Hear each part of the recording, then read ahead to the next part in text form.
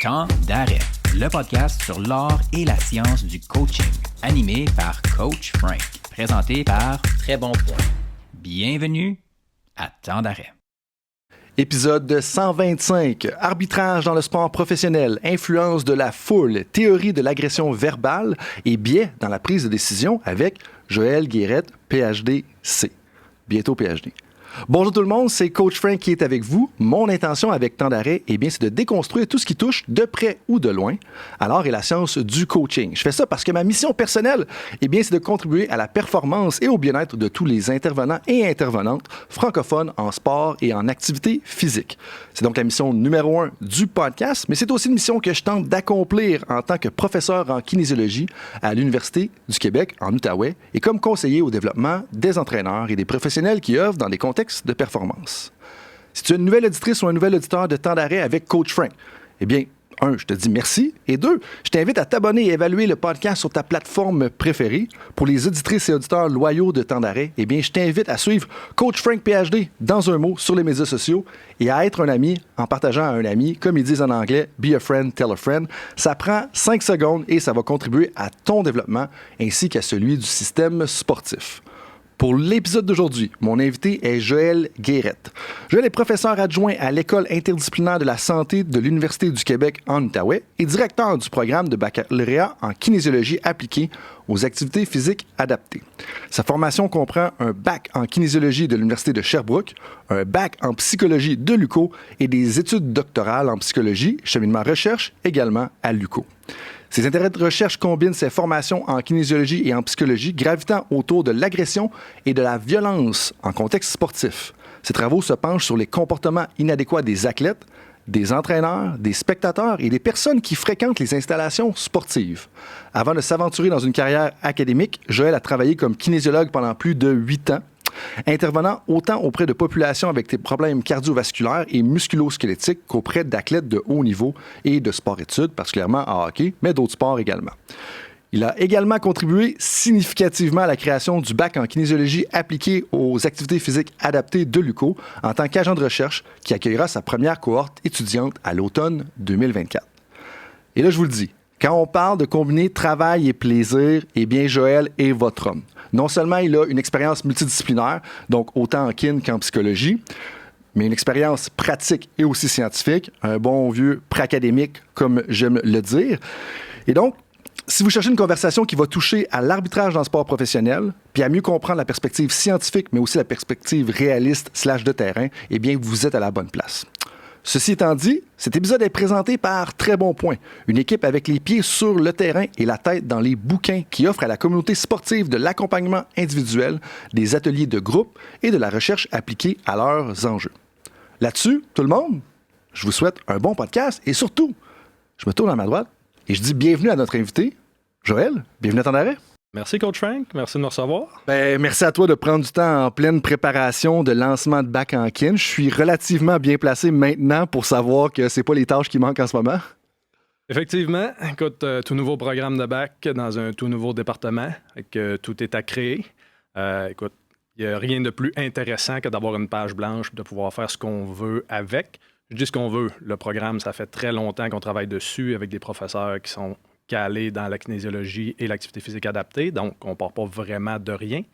Mais on est parti de rien il y a déjà plus de 6 ans pour arriver aujourd'hui à proposer un programme qui se démarque, qui sort de l'ordinaire, qui est différent de ce qui se fait ailleurs en kinésiologie au Québec, sans réinventer la roue. Donc on essaie de pouvoir offrir aux étudiants, aux étudiantes quelque chose de nouveau qui se rapproche de la réalité qu'ils vont avoir à rencontrer sur le terrain.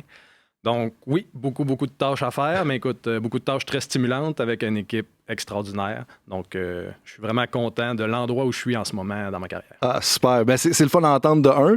2, c'est le fun d'en faire partie. Puis 3, il y a quelque chose de le fun à bâtir des projets. Tu sais, que ce soit bâtir une compagnie, bâtir un programme. Puis quand j'ai fait mon étude à la maîtrise, on parlait de la création des Red Blacks, le Rouge et Noir, l'équipe de la CFL, de la LCF à Ottawa. Puis tu sais, d'avoir cette page blanche-là, avec une structure, avec bien entendu des normes à répondre autant au niveau du gouvernement que des fédérations puis ces choses-là. Mais c'est quand même le fun. Mais ceci étant dit, on n'est pas là pour parler principalement du bac. On va peut-être y retoucher à gauche puis à droite. J'aurai une question pour toi par rapport à ça à la fin. Mais là, moi, je veux parler un peu plus de tes études. Tu parlais de cheminement, recherche dans ta biographie, au niveau en psychologie. Moi, je veux parler de ça, puis je pense qu'il y a plusieurs personnes qui vont être vraiment intéressées par ça. Mais avant de plonger là-dedans, comme ce que j'ai compris rapidement en te rencontrant, en apprenant à te connaître, c'est que tu es vraiment un passionné de sport professionnel, mais tu es aussi un geek de la science en tant que tel. Mais l'affaire qui m'intrigue dans tout ça, c'est un peu comment est-ce que tu es en arrivé à t'intéresser à la science du sport, puis à t'intéresser au sport, puis à être un passionné comme ça. Raconte-moi un peu comment tu en es venu à plonger les deux mains là-dedans, puis à dire, moi, là, je veux me rendre justement à faire un doc là-dedans après avoir fait du hockey jusqu'à un certain niveau, là, si ma mémoire est bonne. Écoute, je pense que tout le monde, quand on parle de notre cheminement, on dit qu'on a un cheminement atypique, là. Je pense que dans mon cas, c'est très vrai, mais bon, oui, je suis conscient que je ne suis pas le seul. Écoute, moi, j'ai fait mon bac en kinésiologie pour travailler avec des équipes de sport professionnels. C'était mon but à l'époque, puis je voulais juste parler de performance, je voulais faire du terrain, je voulais rien savoir de faire des études supérieures. Okay. D'ailleurs, j'ai pas mal performé au niveau où j'étais limite pour pouvoir faire des études supérieures. Si j'allais m'acheter un gym avant de sortir du bac en kin, puis j'allais faire du terrain toute ma vie. C'était ça le plan. Fait que oui, comment j'en suis venu à m'intéresser aux études universitaires ou au côté académique, c'est un concours de circonstances. En travaillant à l'Université du Québec en Outaouais, j'ai côtoyé des profs. Je jouais au hockey avec des profs, je voyais des profs dans le gym. Puis quand on a parlé de développer le bac en kinésiologie à l'UQO, je me suis dit, j'aimerais ça enseigner, mais j'aimerais ça probablement être chargé de cours. Parce que justement, mon côté terrain appliqué, c'est ce que je pense qui est intéressant dans mon profil, puis je pourrais enseigner. Puis je m'intéressais vraiment à la motivation, au contexte de pratique d'activité physique. Qu'est-ce qui fait qu'on veut retourner faire du sport ou non?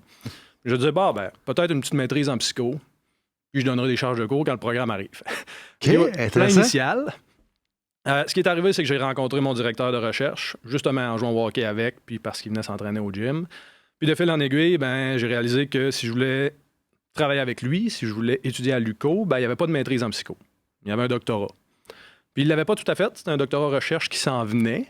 Mais là, il dit, tu sais, tant qu'à vouloir enseigner, pourquoi tu ne fais pas ton doc? Puis pourquoi tu ne deviens pas prof, puis tu enseigneras ce que tu veux? Puis à ce moment-là, moi, la recherche, ça ne me parlait pas tant que ça. Puis j'étais content que quelqu'un la fasse pour que moi, je l'utilise. Ouais. C'est important la recherche, mais je suis obligé d'être celui qui se la tape. Si je suis pas obligé, ça ferait bien. Ben oui. Fait que là, en jasant avec lui, je réalise que c'est une partie de la tâche, la recherche, puis c'est intéressant, puis il y a quelque chose à faire avec ça. Ouais. Mais quand je me suis lancé vers le doctorat, puis tu l'as dit au début, j'ai refait un bac en psychologie pour pouvoir y accéder.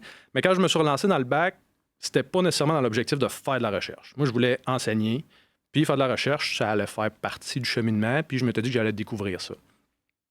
Puis ce que mon directeur m'a dit qui m'a vraiment fait allumer au niveau de la recherche, c'est pas le processus nécessairement ou le testing qui est intéressant, c'est de prendre une question à laquelle personne n'a jamais répondu puis de trouver une réponse.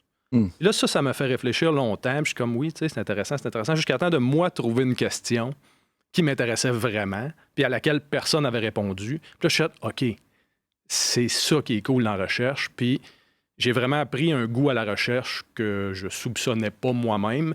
Puis, tu sais, là, autant qu'enseigner, j'ai vraiment hâte, autant que là, la recherche, c'est plus un passage obligé. Là. Au contraire, j'aime ça me libérer du temps, j'aime ça. Tu sais, je ne travaillerais pas le soir ou les fins de semaine en recherche si ça me faisait pas triper. Ben oui. Puis lire des articles à des moments que ça tente pas, il faut que tu sois passionné par le sujet. Puis ça, justement, on en parlait l'autre fois, de dire que si tu es passionné par ta recherche, tu vas avoir le goût d'enfance, tu vas faire de la bonne recherche, ça va être intéressant. Mais là, moi, je te ramène à un point super important que tu as mentionné.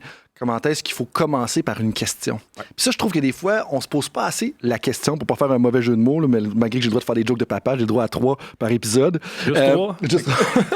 Mais tu sais, le point avec ça, justement, c'est de dire de commencer par une question au lieu de commencer par une conclusion ou une hypothèse que tu as. Puis je pense que ça, on aurait tous tendance à y penser plus souvent, de dire « Hey, c'est quoi la question qui m'anime? » Puis, en fait, est-ce qu'on a une question qui peut aller un petit peu à contre-courant? Puis, avant de parler un peu de la question qui t'a animé, parce que clairement, ça m'intéresse, comment tu as trouvé ça, comme travailler comme kin en performance? Ou en fait, qu'est-ce qui t'a accroché à la profession de kin au départ, puis de travailler dans le sport de haute performance? Parce que travailler pendant 8 ans à des horaires atypiques quand même, c'est pas nécessairement facile. C'est le fun. Là. Je veux dire, on travaille avec des athlètes, c'est vraiment pas un problème. Mais qu'est-ce qui t'a accroché un peu à ça au départ? Moi, je viens d'un petit village en Abitibi. J'ai toujours fait du sport. Puis, j'aurais jamais été un athlète professionnel, peu importe la discipline que tu choisis. J'aurais pas percé. Mais je me dis, si quelqu'un m'avait encadré pour que je maximise quand même mes performances, Puis qu'aujourd'hui, comme adulte, dans mes ligues de bière puis mes sports pour le plaisir, je sois quand même au maximum de mes capacités. J'aurais vraiment aimé ça. Je me suis dit, moi, je veux être cette personne-là qui aide les autres à devenir meilleurs. Puis, c'est sûr que c'est le fun de travailler avec les meilleurs des meilleurs. Ouais. Mais plus tu travailles avec des gens, plus tu réalises que il n'y a pas juste avec les athlètes élites que c'est le fun, puis que n'importe qui, que tu sors de sa zone de confort puis qui va chercher des bénéfices, ça devient intéressant. Fait qu'au départ, je te dirais, oui, l'élite, le sport professionnel, puis je pense qu'il y a beaucoup de jeunes qui font du sport, que c'est ça qui les fait triper. Tu regardes la plus haute marche. Parce que c'est ça qu'on connaît aussi. Excuse-moi de t'interrompre là-dessus, mais c'est ce qu'on connaît, puis des fois, on a tendance à être en amour justement avec ce qui nous est familier, mais on n'a pas pris la peine d'explorer les autres. T'sais. Effectivement, puis la job de kin avec des horaires atypiques, avec des populations différentes, parce qu'à un moment donné, tu rentres, puis tu n'as pas des athlètes élites à l'année. Ça dépend, ils sont où dans leur période de compétition, puis quand tu es un stagiaire en kinésiologie ou un jeune diplômé, c'est rare que tu travailles avec les Canadiens de Montréal. Il y a des croûtes à manger avant, fait que ça te force à travailler avec d'autres populations, avec d'autres gens, puis à réaliser que, tu fais peut-être une plus grande différence avec des gens qui ont de la misère à se déplacer dans leur quotidien qu'avec les athlètes élites. Fait que j'aimais vraiment beaucoup le fait de pouvoir combiner les deux. Travailler avec des gens que j'avais l'impression que je changeais leur quotidien, puis amener quelqu'un à scorer 2 buts de plus par année, mais peut-être avoir un contrat. C'est des défis qui sont vraiment différents. Tu vas pas travailler sur les mêmes aspects, mais la vibe est différente aussi. Il y a des gens que faut que tu les amènes au gym, c'est ça ton objectif. Les athlètes élites, tu n'as pas besoin de les amener. Tu travailles beaucoup plus sur le concret, sur la périodisation, sur ce que tu fais aujourd'hui, sur gager l'effort, la récupération. Fait que, c'est le fun de pouvoir te dépasser en tant que professionnel à faire la meilleure programmation d'entraînement possible. Mais c'est le fun aussi de travailler sur le côté psychologique, d'amener les gens. Puis, fait que, je dirais que la combinaison des deux m'a apporté beaucoup. Ouais, puis ce que j'entends, c'est la valeur du coaching, l'intérêt de juste aider le monde là-dedans. C'est tellement gratifiant, justement, que tu accompagnes n'importe quel type de personne. Puis moi, c'est ce que je pensais aussi un peu au départ, parce que c'est un peu le même objectif que j'avais comme kin au départ, vraiment un kin de performance. Quand j'ai gravité plus vers le coaching en tant que tel, c'était aussi la performance. Mais après ça, quand je me suis mis à accompagner des gens, que ce soit des professionnels de la santé, des kin, des préparateurs mentaux, des coachs ou des médecins, ce que je me suis rendu compte, c'est juste le fun d'aider le monde à progresser puis de voir que tu as une différence. Puis c'est là que ça rejoint un peu le côté coaching. Mais là, parle-moi justement un peu de la question qui t'a animé, qui t'a drivé à dire « Hey, finalement, la recherche, c'est plus une arrière-pensée, mais maintenant, c'est rendu au centre de mes pensées ou c'est rendu une de mes priorités. » Comme c'est quoi la question qui vraiment te chercher? Je voulais savoir si crier après les arbitres, ça pouvait aider ou nuire à ton équipe. OK. Puis, tu disais tantôt, on devrait des fois souvent commencer par une question, se poser ces questions-là. C'est des questions qui sortent de ton quotidien. Moi, je joue au hockey dans des ligues amicales, puis un de mes chums crie après l'arbitre, puis je dis « Hey, arrête de crier après l'arbitre, c'est sûr qu'il va nous haïr, puis il va nous donner des punitions. Ouais. » Lui, il me dit « Ben non, faut que j'y dise quand il fait des erreurs, faut qu'il s'en souvienne, puis il va nous en devoir une. » Là, je suis comme « Qui a raison entre nous deux? » Puis je me suis mis à lire là-dessus, je suis comme « Je sais pas qui a raison. » Puis les théories en arrière de ça nous donnent un peu raison aux deux. Et moi, je me suis dit, OK, je veux répondre à cette question-là parce que je trouve que c'est tout à fait inacceptable de crier après les arbitres. Si je suis capable de montrer que c'est moi qui ai raison, que ça ne marche pas, on va pouvoir dire aux gens, hey, arrêtez de crier parce que vous vous nuisez, vous vous tirez dans le pied, blablabla. On va en discuter, je pense, mais c'est pas ça les conclusions qu'on a obtenues. mais écoute, ça demeure une autre histoire, mais la question à la base est venue d'une discussion de banc de hockey, comme ça n'a pas de bon sens d'agir de même.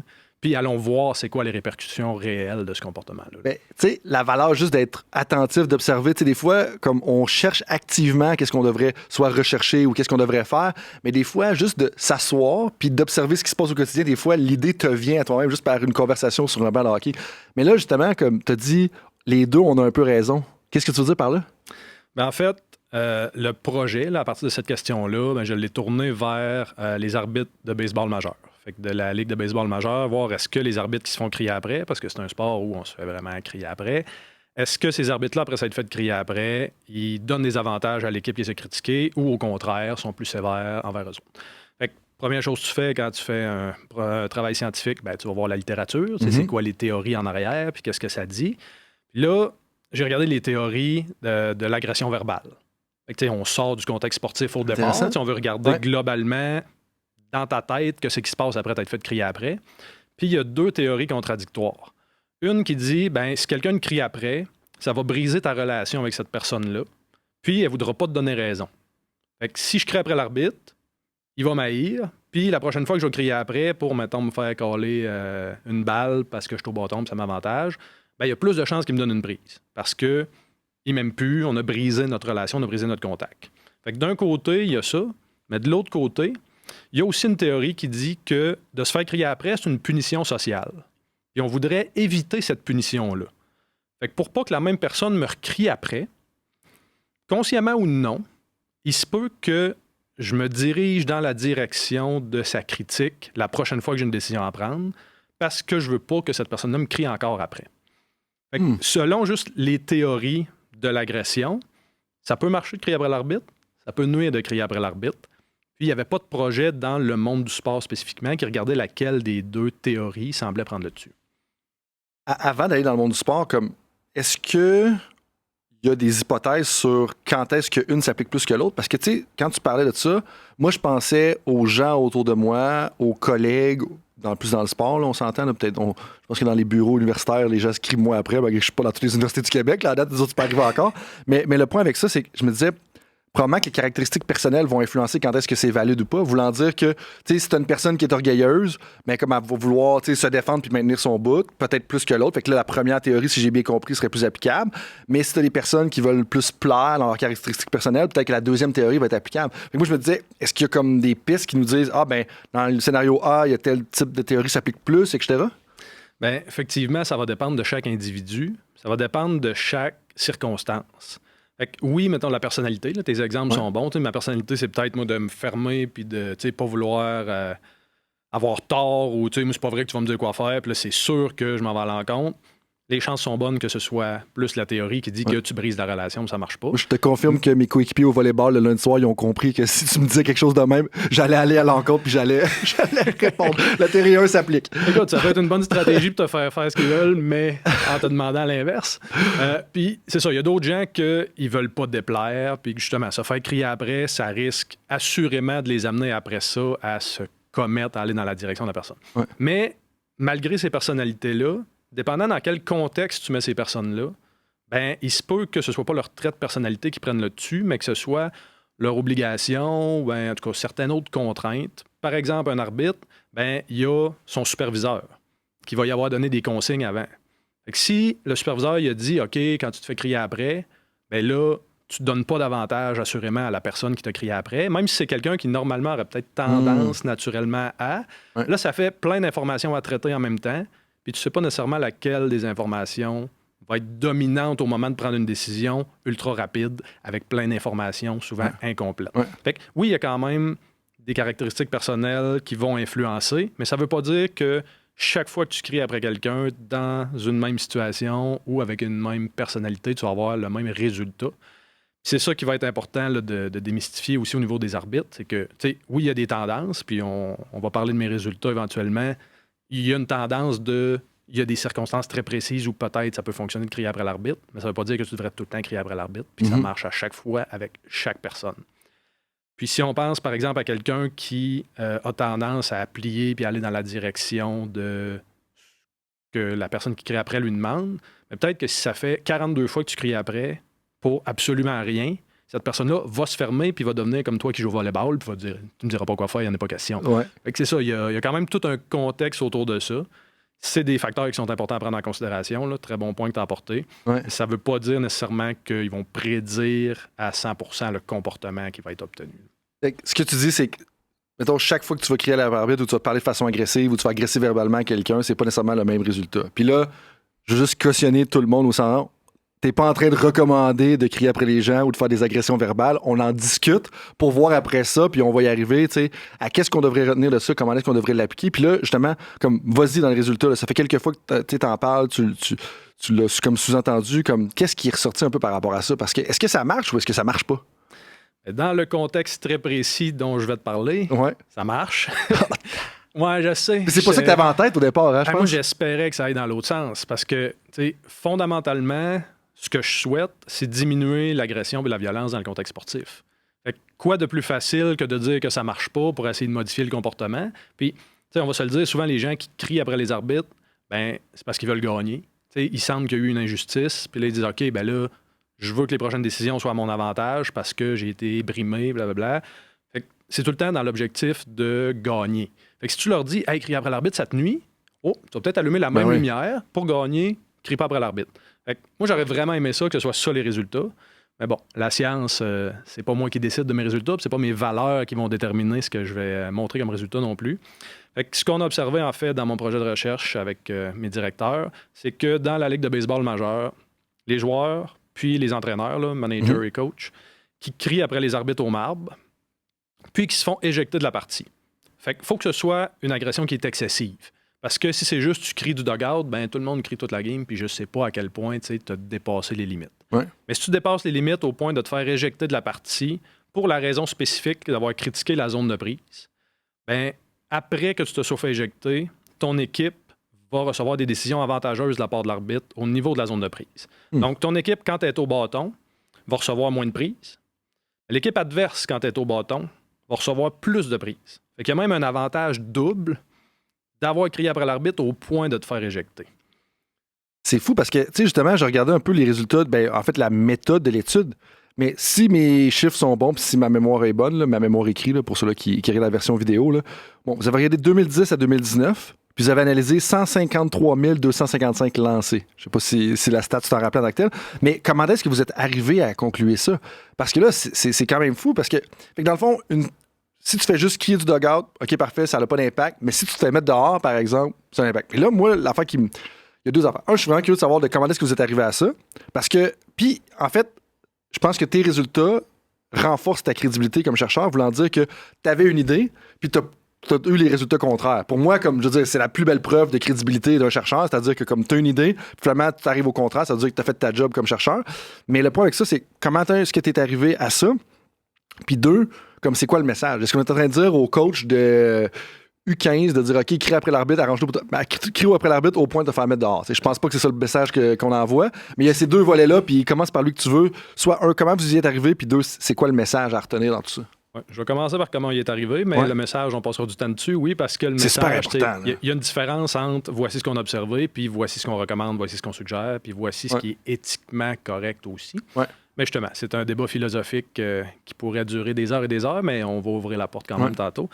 Comment il est arrivé? Ben, tu as parlé un petit peu, là, tu sais, crier du dugout, c'est pas comme crier jusqu'à temps de te faire éjecter. En fait, ce que j'essaie de trouver, moi, c'est un contexte où est-ce qu'on peut objectivement déterminer qu'il y a eu une agression verbale.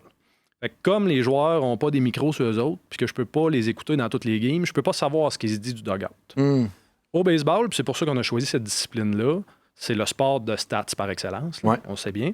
Mais si tu te fais éjecter de la partie, il y a la raison pour laquelle tu t'es fait éjecter qui est enregistrée. Okay. Fait que moi, les 153 000 lancés dont tu parles, c'est juste les moments où quelqu'un a critiqué la zone de prise de l'arbitre au marbre. Il y a le double d'éjections qui ont eu lieu parce que tu as, mettons, critiqué une décision de l'arbitre au premier but. Tu as critiqué une reprise vidéo. Tu es sorti du dugout, puis tu t'es fait demander d'y retourner. Fait que si c'est argumenter les balles et les prises ou argumenter une troisième prise, dans les statistiques de match, c'est écrit. Fait que moi, je sais qu'objectivement, l'arbitre a considéré que c'est un comportement d'agression verbale excessif. Parce que chaque arbitre a sa propre limite aussi. Puis c'est ça qui est beau dans notre méthode. Si je te fais venir en laboratoire puis je te crie après, ben peut-être que toi, tu montes aux barricades tout de suite après t'être fait crier après 2 fois. Puis moi, je fais comme, tu peux me crier après 200 fois avant que je me fâche. Là, on a trouvé le point de rupture de l'arbitre où il dit « Hey, c'est trop, tu t'en vas ». Grâce à ces stats-là, on était capable de sortir les moments où les joueurs, les coachs ont dépassé la limite. Fait qu'on savait qu'il y avait une agression verbale. Baseball étant un sport de stats par excellence, comme je le disais tantôt, ben, on est aussi capable de savoir l'arbitre au marbre, est-ce qu'il avait raison ou non dans les décisions qu'il a prises, puis pour lesquelles les coachs puis les joueurs ont critiqué. Fait qu'on est capable de savoir, puis les gens qui écoutent le baseball à la maison le savent, là, il y a un petit rectangle qui apparaît à la TV, tu vois est-ce que la balle est rentrée dans le rectangle ou pas. Ça a touché au rectangle, c'est une prise, ça y a pas touché, c'est une balle. Puis nous autres, on est assis bien confortablement dans les éboils, on regarde ça, puis on dit, il est donc bien pourri l'arbitre, il l'a manqué, étant un demi-pouce. Lui, il n'a pas le rectangle, c'est en temps réel, la balle change de direction. C'est un travail excessivement complexe. Pour mettre les gens en contexte, c'est dans un des travaux que j'ai fait avec Baseball Québec il y a peut-être 4-5 ans, tu sais, je m'étais mis à analyser un livre qui est MVP Machine, ou en tout cas, bref, le travail que Trevor Bauer, là, au-delà de sa personnalité, qui est un lanceur qui lance une bonne balle glissante, si je ne m'abuse, là. Mais tu sais, la balle, elle peut bouger de 8 à 10 pouces. Là.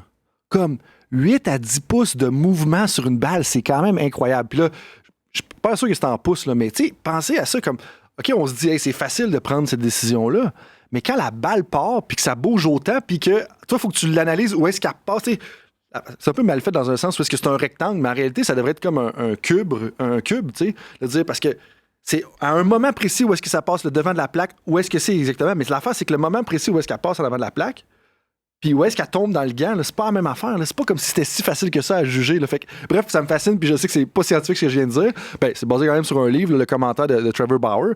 Mais comment est-ce que c'est difficile? Puis là, on n'a pas ajouté la vitesse là-dedans. T'as une balle à 100 000 à l'heure qui va descendre puis qui va bouger de 8 à 10 pouces. Bon, si elle bouge de 8 à 10 pouces, probablement qu'elle va à 92, 93, 94, mais on s'entend, ça descend quand même vite. Là, là. Mais ça reste que tous les facteurs que l'arbitre doit juger dans la trajectoire de cette balle-là, ça va au-delà de sa capacité de processer l'information. Ben oui. C'est sûr qu'il est obligé d'inférer de l'information. Puis là, tout ce que tu as dit, c'est vrai. Là, la balle change de direction, mais tu as le catcher en arrière qui va framer la balle. Ouais. Fait que où est-ce qu'elle arrive? C'est pas où est-ce que la zone de prise allait, mais où est-ce qu'elle a l'air d'être? C'est pas là non plus. Tout à fait. Ajoute à ça le positionnement de l'arbitre. Si c'est un frappeur droitier et un lanceur droitier, il faut qu'il se positionne en arrière du receveur pour voir la balle. Ouais. Mais tu mets deux gauchers, il n'est plus à la même place, il n'est plus au même endroit par-dessus la mythe. En fait, nous autres, dans nos modèles, il a fallu considérer est-ce que le lanceur est droitier ou gaucher? Okay. Est-ce que le frappeur est droitier ou gaucher? On a considéré aussi c'est quoi le type de balle. Une balle rapide, justement, qui ne bouge pas, ou une balle courbe qui change vraiment de direction, ou une glissante, ou peu importe. Puis on a considéré aussi l'année. Parce que, tu l'as dit, là, on a pris des données de 2010 à 2019. Bien, 2010, les systèmes de caméras installés dans les stades qui permettaient de mesurer justement où est-ce que la balle passe, puis l'arbitre a-tu pris une bonne décision ou pas, bien, ils sont entrés dans les stades en 2008. Fait que 2008, 2009, 10, les arbitres puis leurs superviseurs, en fait, ont commencé à réaliser que les arbitres ne donnaient pas les prises qui sont dans le bas de la zone de prise. Puis là, ils ont fait de la formation, se sont ajustés, puis ils ont modifié leur zone de prise. Fait que nous autres, d'une année à l'autre, il fallait considérer aussi c'est quoi la zone de prise dans la tête de l'arbitre, en fait. Puis, c'est ce qui arrive, c'est que l'arbitre doit inférer sa zone de prise. Là. Elle dépend de la grandeur du frappeur, elle dépend de la position qu'il a. Fait que, tu sais, chaque zone de prise est individuelle au frappeur, en plus d'ajouter tous les paramètres dont tu as parlé tantôt. Puis, en tout cas, on peut se lancer dans le sujet aussi, mais tu as la réputation des joueurs qui sont impliqués, qui jouent. Fait que le lanceur qui est là, est-ce que c'est un lanceur qui est considéré comme un wild pitcher, qui lance partout, ou c'est un Greg Maddox qui a du contrôle, puis quand il la met sur le coin de la plate, là, c'est parce qu'il voulait la mettre sur le coin de la plate. Fait que le même lancer au même endroit, l'arbitre peut essayer, ou en tout cas va utiliser ce qu'il pense qui est l'intention du lanceur dans sa prise de décision. Fait que ça joue aussi au niveau de qu'est-ce qu'il va caller, balle ou prise. Est-ce que c'est là que la balle devait vraiment être ou c'est un hasard, c'était pas en contrôle? La réputation du frappeur. C'est un gars qui est réputé pour avoir un bon œil. Fait que s'il l'a laissé passer, c'est parce qu'il n'y a pas touché. La relation entre le receveur puis l'arbitre. Le receveur, il passe sa game à protéger l'arbitre. Il passe le temps à se jaser. Puis il y a Mills, en 2014, là, qui a montré que les receveurs ont un avantage quand ils sont au bâton par rapport aux autres joueurs au niveau de la zone de prise. Puis que, en fait, les arbitres essaieraient de protéger leur bras qui sert à lancer la balle. Fait que bras droit, parce que les receveurs sont tous droitiers. Là. Fait que quand tu as un frappeur qui est gaucher, que son bras droit est exposé, ben les arbitres ne donneraient pas de prise trop à l'intérieur parce qu'ils veulent protéger le receveur qui les protège eux autres. Ils veulent protéger le bras du receveur. Oui. Intéressant. Parce que c'est son bras pour lancer la balle après. Fait qu'en tout cas, je veux dire, il y a un avantage pour tous les receveurs, mais les receveurs qui frappent gaucher, puis que leur bras pour lancer est exposé à une balle, fait qu'ils pourraient se faire lancer sur leur bras dominant, ont un plus grand avantage que les receveurs qui frappent droitier, puis que c'est leur bras gauche qui est exposé. Et ce que tu dis fait un lien avec les travaux de Guillaume Dulude, qui est, je pense, un doctorant en neuropsychologie. Là, dans le fond, il a eu son diplôme de neuropsychologie, puis là, il a écrit des livres, puis il parle beaucoup de communication, puis il fait des formations en ligne. Puis il parle à un certain point dans son livre comment est-ce que la proximité physique d'une personne a un impact sur la relation entre les deux. Voulant dire que si tu n'as pas une bonne relation avec une personne, ben, juste de t'asseoir à côté avec, ça va faire que la relation va grandir parce qu'on est plus vulnérable, parce qu'on est proche, on sent les odeurs de l'autre, on est dans la même réalité. Puis on fait des études, justement, pas nécessairement lui, mais des chercheurs et des chercheuses, que si tu mets deux inconnus dans une salle d'attente, tu mets un assis à côté de l'autre, mais ils vont finir par se faire plus confiance puis développer un lien que plus que si tu es assis à 2 chaises. Ouais. Le point avec ça, c'est que pense-y, je suis sûr que tu y as déjà pensé, mais le receveur puis l'arbitre, au marbre, ils passent 9 manches à être un littéralement chevauché sur l'autre. Il y en a un qui est à 4 pattes, l'autre est par-dessus collé. Fait que vous voulez pas, la proximité est inévitable, tu sais. Oui, puis c'est le biais de proximité, en fait, là, ce dont tu parles. Okay. Puis c'est inévitable, puis c'est comme ça que Mills est parti, lui, en se disant, bon, c'est qui est plus proche de l'arbitre que le receveur? Absolument personne. Oui. Le frappeur n'est pas bien plus loin, mais il n'est pas là toute la game. Oui, puis il y a une interférence entre les deux. C'est ça. Puis le receveur a quand même un rôle de protéger l'arbitre. Fait qu'il n'est pas juste proche, là. Il est impliqué dans sa game, puis il est impliqué dans sa sécurité. Ouais. Est-ce qu'il y en a qui sont posés la question aussi sur l'œil dominant? Parce que moi, tu parlais de ça tout à l'heure, puis j'ai aucune... je sais pas c'est quoi le nom exactement, la neuropsychologie, ça doit pas être la neuropsychologie, mais bref, la vision, parce que je me dis, tu sais, si t'es à gauche ou à droite du receveur, dépendamment du frappeur puis de la configuration au marbre pour cet élément-là, tu sais, on le sait tous que, mettons, tu as un œil que si tu veux viser, tu vas fermer tel œil ou fermer peut-être plus l'œil gauche que l'œil droit, tu sais, parce qu'on a un œil primaire versus les deux. Est-ce qu'il y en a qui se sont penchés là-dessus? C'est quelque chose que vous avez regardé? Écoute, j'ai rien lu là-dessus, mais ça ferait un beau projet de recherche. En fait, tu sais, chaque arbitre reçoit des rapports pour dire, tu sais, t'as laissé plus passer ces balles-là dans les combinaisons, mettons, que je te mentionnais tantôt. Mettons, c'est un lanceur gaucher, un frappeur gaucher. Toi, tu ne donnes pas les prises à l'intérieur ou peu importe. Chaque arbitre a sa propre zone de prise. Ce serait vraiment intéressant de regarder est-ce que les erreurs sont toujours au même endroit en fonction de l'œil dominant de la personne. J'ai rien lu là-dessus, mais c'est une question qui mérite d'être répondue. Parce que, tu sais, je pense à mon père qui est chasseur, puis je pense à la famille qui est chasseur, si toi, tu ne l'es pas nécessairement, mais tu sais, veux pas, quand tu es avec le fusil, tu vas regarder à travers le télescope, le scope en anglais, c'est sûr qu'il y a un œil que tu vas mettre plus dessus, juste parce que t'es plus confortable puis ça vise mieux. Fait que moi, c'est la première chose qui me venait à l'esprit. Écoute, c'est comme je te dis, j'ai rien lu là-dessus, mais c'est sûr que ça a un impact. Puis je pense il y a des travaux sur les arbitres de soccer que il y a quelque chose au niveau visuel, là, quelque chose lag, effect, là, où, mettons qu'un défenseur est arrêté, puis un joueur est en mouvement, fait qu'un attaquant qui passe à côté, il va avoir un effet du système visuel qui va amener des biais dans la prise de décision pour les hors-jeux. Fait que le système visuel a son rôle à jouer en fonction du mouvement d'un versus le non-mouvement de l'autre. Okay. Fait que, écoute, on s'en va pas à la même place du tout avec ton histoire d'œil dominant, mais je pense quand même que le système visuel doit avoir un rôle à jouer à ce niveau. Ce serait vraiment intéressant de vérifier. Puis écoute, mon directeur, qui est un spécialiste du système visuel, va capoter de m'entendre parler de ça, puis j'ai aucune idée. Mais lui aurait de très bonnes idées vers lesquelles on pourrait se tourner. C'est peut-être un prochain invité du podcast par rapport à ça. Mais là, justement, allons dans les messages. Parce que, le message numéro 1 que je retiens, c'est si tu es un receveur, comprends que ta relation avec l'arbitre va au-delà de juste essayer de feinter d'avoir pris la balle. Fait que tu prends la balle de la zone extérieure puis de la ramener à l'intérieur. C'est plus que ça. C'est de protéger l'arbitre, c'est d'avoir une bonne relation avec, de garder ta proximité, etc. Tout ça, ça a un impact. Fait que vois-tu, dans les différents messages que je voulais qu'on discute de c'est quoi les messages, j'avais pas prévu de parler des receveurs, mais là, on l'a fait. Mais justement, comme quand on s'en va, plus de peut-être parler aux entraîneurs, comme c'est quoi les messages que tu as à dire pour les entraîneurs qui entendent ça? Parce que moi, J'en entends, là, un coach de hockey des moins de 15 ans qui est là, parfait, ma m'arrange me faire mettre dehors quand ça va pas bien, tu sais. Mais comme c'est pas ça, là, tu sais.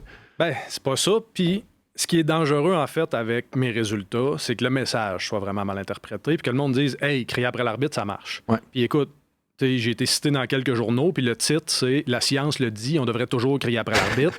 Comme, non, c'est pas là qu'on est du tout. Okay. Dans un contexte très précis de baseball professionnel, puis je pense pas que je l'ai dit explicitement, là, mais nous, dans notre cas, on a remarqué que les gens qui crient après l'arbitre, les joueurs entraîneurs, ils avaient raison de le faire. Fait que, on a parlé là, de la zone de prise qui est mesurée avec les caméras dans le stade. On peut voir que les gens qui ont critiqué, ils avaient raison de critiquer. L'arbitre était vraiment injuste dans ses décisions, mais ça les désavantageait. Fait qu'on a une situation où les gens ont raison de critiquer, sont des experts. Fait que, les joueurs de baseball majeurs, là, ça se peut qui a raison à propos de la zone de prise. C'est ça. Puis sinon, les entraîneurs, qui sont dans le dugout avec des caméras puis qui le voient probablement, c'est des gens qui risquent d'avoir, qui ont raison, on le sait, mais qui ont la crédibilité aussi pour aller critiquer. Puis on a des arbitres professionnels qui sont les meilleurs aussi dans leur discipline puis qui sont probablement capables de réaliser qu'ils ont fait une erreur. Dans ce contexte-là, de te faire crier après, ça semble avoir un avantage. Mais je reprends ton exemple d'un coach de 15 ans au hockey.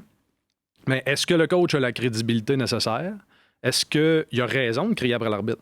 S'il n'a pas raison, là, moi, il n'y a rien qui dit que mes résultats seraient répliqués si on n'a pas raison de critiquer à la base. Puis c'est d'ailleurs la plus grande limite de notre étude.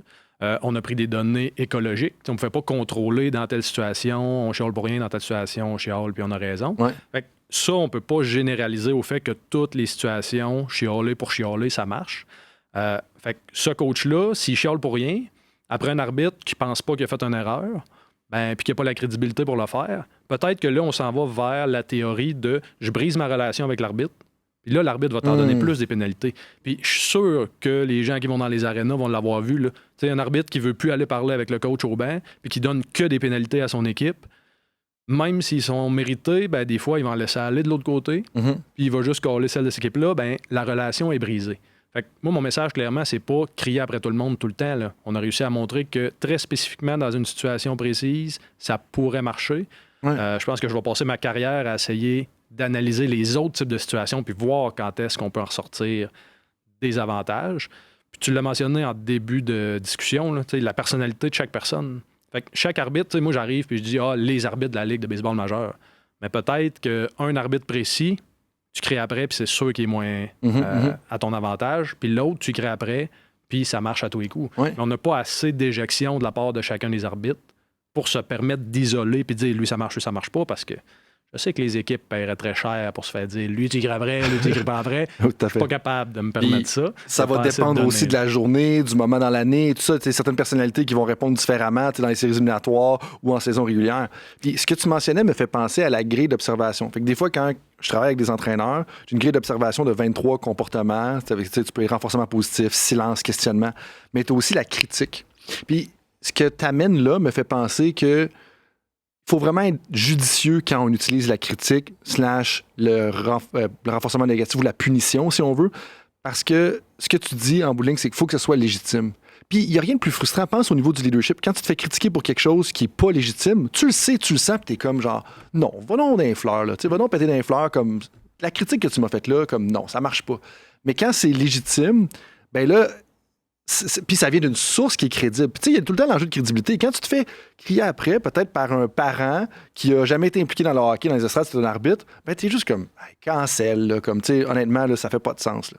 Mais, justement, quand tu es rendu au baseball majeur, puis tu sais que l'autre sait de quoi qu'il parle, puis pensons-y, là, nécessairement. Tu sais, si moi, je viens pour décortiquer ta méthode de recherche alors que j'ai pas d'expertise en recherche quantitative, tu vas faire comme Matt peu, là. Okay, Frank, je t'aime bien, là, c'est bien le fun d'être sur le podcast, mais cancel, là, je veux dire, c'est quand même limité ce que tu peux apporter. Fait que, tu sais, ça, je pense qu'il faut être conscient de cette dynamique-là, mais aussi, comme, tu sais, des fois, on a tendance à critiquer, ça peut être comme arbitre ou comme entraîneur, parce qu'on veut que les gens s'améliorent, mais est-ce que c'est légitime? Tu sais, dans le fond, je pense qu'il faudrait appliquer le principe de se tourner la langue 7 fois avant de parler pour ces éléments-là, de dire, est-ce que tu es vraiment sûr à 100% que là, tu as pris la personne en défaut ou que c'est quelque chose qu'il faut améliorer? Y a-tu un angle? Puis ça revient un peu à ce que Marilyn Langlois a mentionné dans l'épisode 118, où est-ce qu'elle, qui est une entraîneur qui a gagné 3 championnats du monde en patinage artistique, puis elle disait, be curious, not judgmental. Fait qu'au lieu de critiquer la personne, avant ça, pose-toi davantage de questions, particulièrement si t'es pas un expert, de la discipline, puis 2, du contexte. Puis ça revient aussi à ce qu'un autre invité a mentionné, où est-ce que,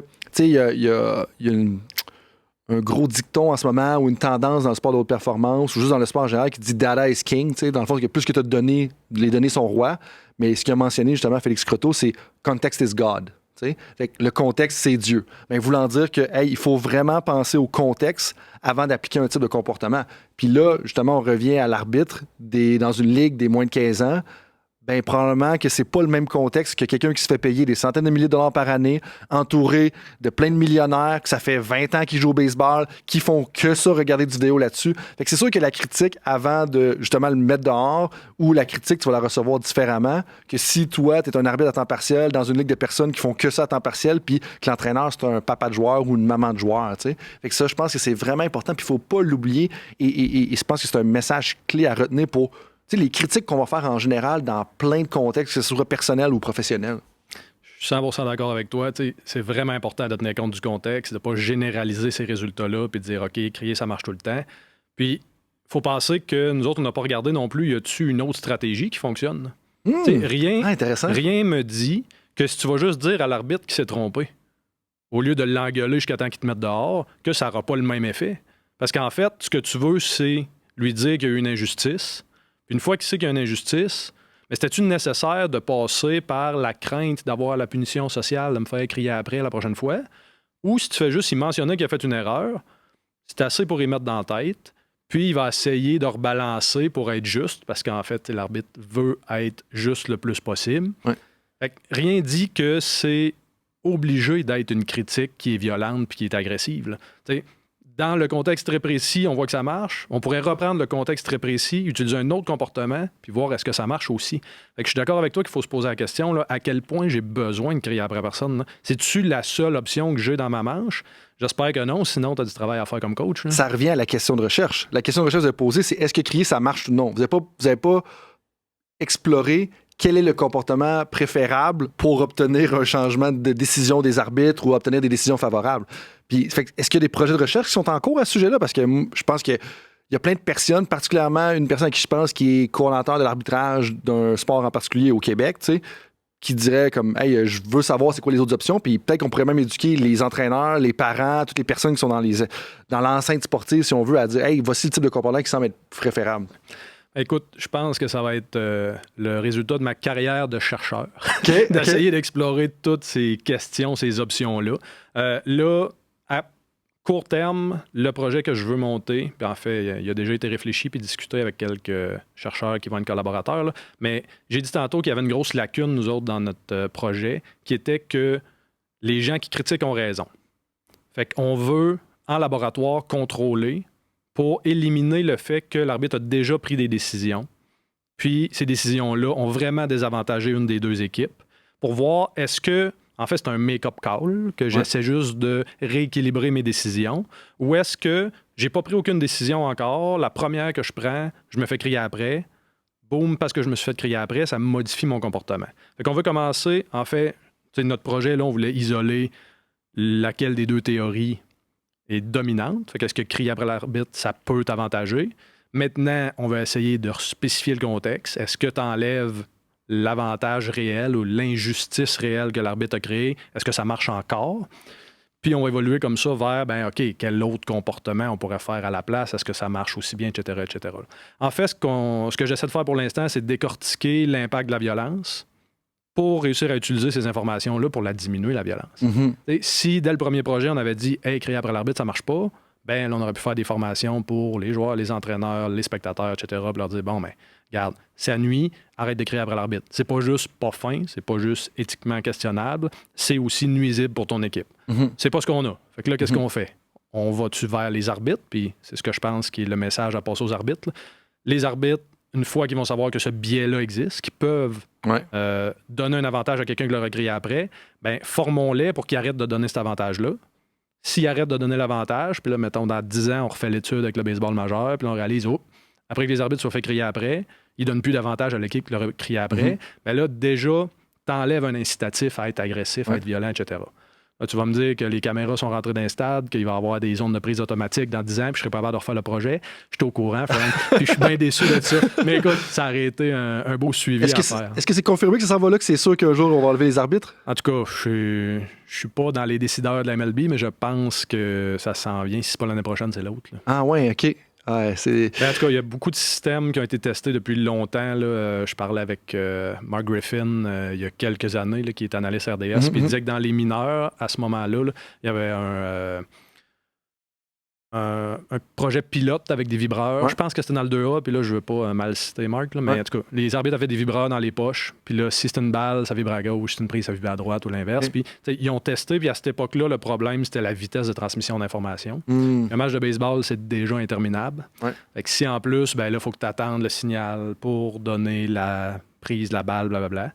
Là, il y a déjà beaucoup de règlements qui ont changé avec le pitch clock, etc. Les matchs ont raccourci. Les systèmes sont vraiment meilleurs. Puis les systèmes d'un stade de 2A versus les systèmes dans la Ligue de baseball majeure, le signal va se rendre très, très vite. Fait que je pense que la technologie est là, mais c'est plus une question de est-ce qu'on remplace un être humain par une machine, blablabla. Puis en tout cas, Puis, tu sais, je pense que ça va dépendre du sport. Fait que, tu sais, je pense que l'étude que tu as faite, tu vas pouvoir la refaire dans d'autres sports, peut-être pas au baseball puis ni au tennis, ou est-ce que je pense que la les caméras haute vitesse ou l'analyse de la réalité augmentée un petit peu avec le carré comme on parle, je pense que là, c'est sûr que la machine peut remplacer l'arbitre.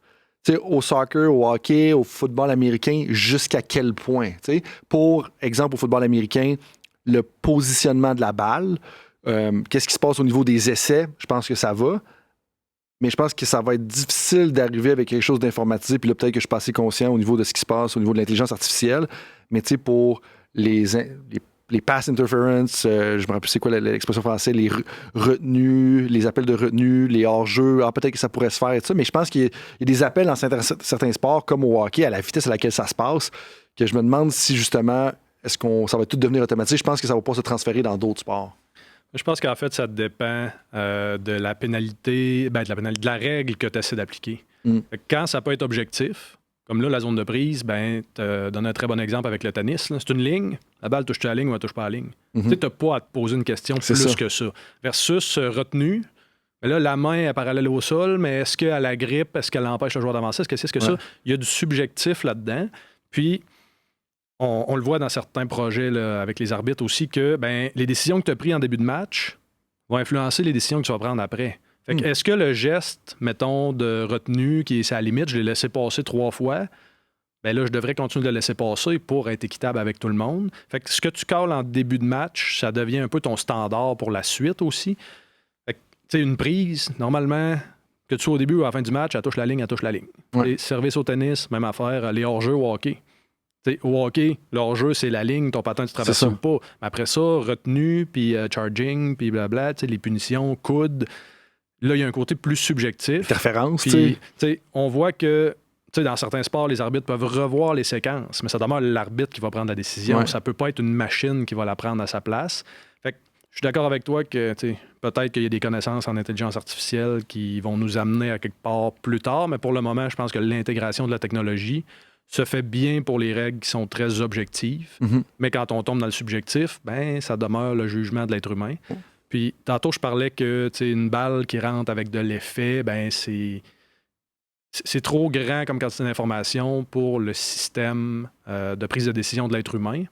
Il y a d'autres décisions que c'est peut-être pas le cas. Retenu, voir le bâton. Puis c'est sûr que ça dépend de l'angle que tu es. Puis, voilà, je viens d'ouvrir une boîte de Pandore. Vas-y, on aime ça. Non, mais dépendant. Il y a plein de facteurs qui font que tu vas toujours inférer une partie de l'information, que ce soit une décision qui devrait être objective ou qui est subjective. Mais il reste qu'il y a quand même plusieurs prises de décision que je pense qu'ils doivent être subjectives, que ça doit être un expert de la discipline qui doit prendre. Puis l'arbitre a sa place. Puis, au baseball, si on remplace l'arbitre pour la zone de prise, ça ne veut pas dire qu'on peut le remplacer pour tout le reste. Il y a quand même des décisions à prendre qui sont plus subjectives. Les fausses balles, à quel point tu veux mesurer le son puis savoir que la balle a vraiment touché un petit peu au bâton. Puis, je pense que l'arbitre garde sa place même si on arrive avec une zone de prise électronique. Et les balks, juste par exemple, je ne sais pas c'est quoi le terme, manœuvre illégale ou procédure illégale, là, que ce serait... Appelons ça un balk. Après ça, un balk, juste ça, comme l'intelligence artificielle, à quel point on va pouvoir l'appliquer, mais on n'est pas rendu nécessairement là. Puis ça m'amène, je veux pas, à la deuxième partie un peu de la conversation, où est-ce que on parle beaucoup des contextes, on a toujours différents sports, mais tu as aussi participé à une autre étude ou un autre article de journal scientifique qui parle de l'absence des fans, l'influence de l'absence des fans sur l'avantage de la glace et les pénalités qui y sont associées dans la Ligue nationale de hockey. Puis là, pardonnez-moi mon baragouinage parce que je traduisais le titre de l'article en temps réel, mais ça ressemblait à ça en tant que tel. On va mettre le lien et la description justement de l'article dans la description de l'épisode, mais je suis curieux de savoir un petit peu l'influence du contexte parce que là, ça semble être vraiment une question de, OK, comme il n'y a pas de fans dans l'enceinte, dans l'aréna. C'est quoi l'impact sur le déroulement de la game puis sur les arbitres dans la Ligue nationale de hockey? Comme, qu'est-ce qui en est ressorti de ça? Oui, puis ça se baragouine justement parce qu'on dirait qu'on le dit à l'envers. Ouais. Le contexte classique, c'est qu'il y a des fans. Ouais. Puis là, on dit l'influence de pas de fans. En fait, c'est l'influence des fans. C'est juste qu'on a eu l'opportunité d'avoir le temps zéro, le groupe contrôle en enlevant les fans pendant la pandémie. Puis, ça avait déjà été montré dans la littérature que de jouer à la maison, ben ça a un avantage. Puis il y a eu plusieurs tentatives d'explication pour ça. T'sais. Est-ce que je suis plus reposé parce que j'ai dormi chez nous, j'ai sauvé le travelling en avion, blablabla. Puis il y a certaines études qui avaient réussi à montrer que il y avait un avantage sur la prise de décision des arbitres qui donnait moins de pénalités à l'équipe locale ou plus à l'équipe adverse quand ils sont devant leurs partisans. Fait qu'on savait déjà qu'il y avait un certain impact de la foule. Mais ce qu'on ne sait pas, c'est justement, est-ce que les arbitres donnent plus de pénalités à l'équipe adverse ou en donnent moins à l'équipe locale? T'sais, on sait qu'il y a un écart entre les deux, mais lequel des deux biais, finalement, est dominant? Puis, quand la pandémie est arrivée, qu'on a retiré la foule, on a pu voir c'est quoi la prise de décision dans un aréna vide où il n'y a vraiment pas de différence entre les deux équipes au niveau des pénalités qui sont accordées.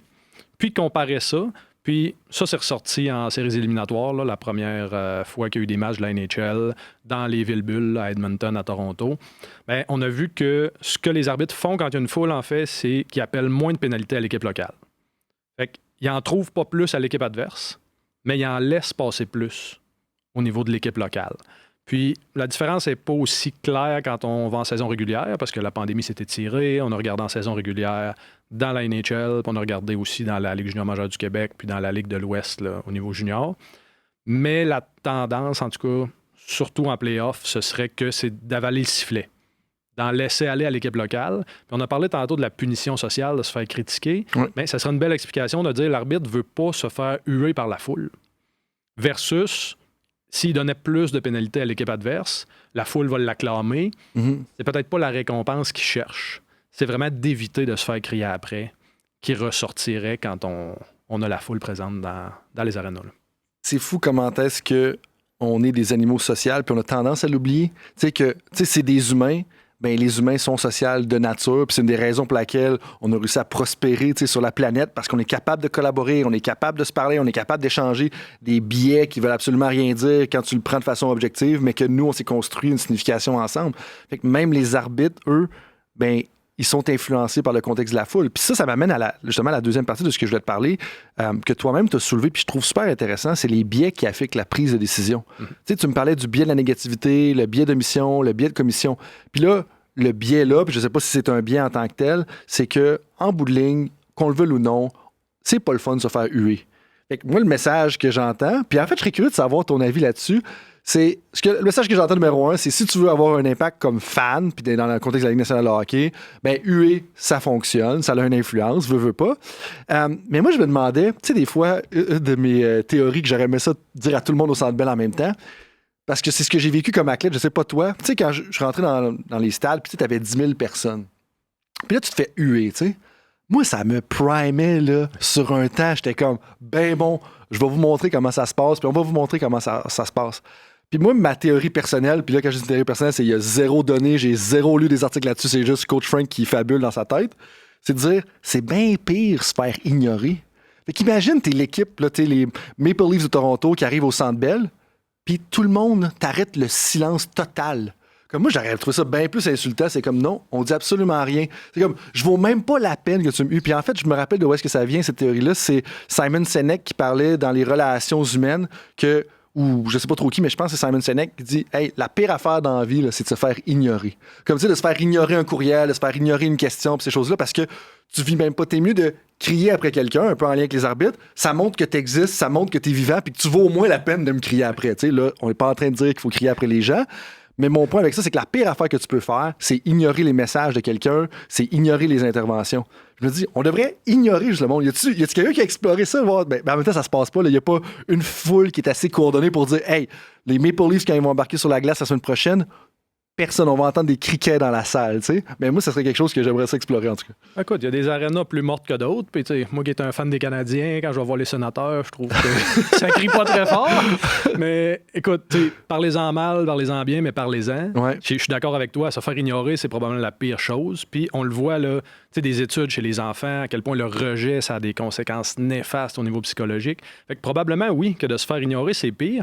Mais, tu sais, tu parles beaucoup du contexte depuis le début.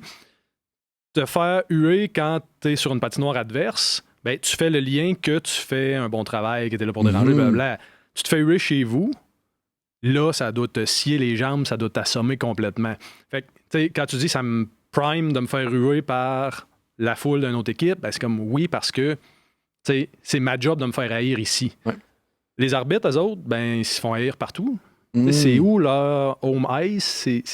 C'est peut-être à New York, à l'Arena des Islanders. Là, des fois, il y a une section de la foule avec des gilets d'arbitre. Oui, ils félicitent quand ils font des hors-jeux et des icing. Est-ce qu'on devrait éduquer la foule à féliciter l'arbitre pour des décisions favorables envers l'équipe? Comme je me dis, c'est un renforcement positif de comportement. Ils veulent plaire. T'sais. Écoute, ça pourrait fonctionner. Mais tu as parlé tantôt le biais de négativité. Puis justement, là, encore une fois, je ne veux pas passer le message qu'il faut crier après l'arbitre, puis ça marche, blablabla, mais on est en train d'explorer au niveau scientifique ce qui se passe dans notre tête en fonction de certains comportements ou certaines réactions.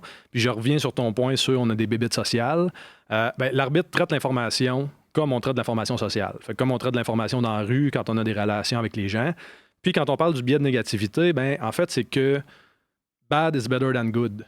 Okay. De l'information négative est plus saillante. Elle reste plus longtemps dans ta mémoire. Elle va te faire plus mal que la même information positive. Puis, tu sais, tu as amené un petit peu pas nécessairement le contexte évolutif, mais ça prend quand même racine, cette théorie-là, dans la théorie de l'évolution, que, si, par exemple, tu vois un stimulus positif, comme, puis je dis, on remonte à nos ancêtres il y a très longtemps qui étaient des chasseurs-cueilleurs, tu vois des bleuets, puis t'es manques, tu as une autre chance de revoir les bleuets puis de les manger. Puis c'est un stimulus positif. Ouais. Mais tu marches dans le bois, il y a une bête sauvage qui t'attaque, c'est un stimulus négatif, tu l'as pas vu, t'as pas une deuxième chance de te reprendre.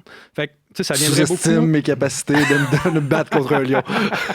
Mais oui, je comprends ce que tu veux dire. Mais si le lion gagne, t'as pas une deuxième chance. Si tu manques les bleuets, je confirme que quand tu revenais sur ton chemin, tu les trouves. Ouais. En tout cas, toute cette importance-là de l'information négative dans notre environnement pour notre survie, en fait, pourrait encore avoir un impact. Puis là, aujourd'hui, l'arbitre qui se fait crier après, il va pas mourir quand il va arriver dans la chambre d'arbitre. T'sais, il va peut-être être triste, mais sa carrière, par exemple, s'il n'arrête pas de se faire crier après, son superviseur lui dit « Oh, il fait des erreurs. » Fait que, est-ce que c'est un arbitre que je vais faire progresser?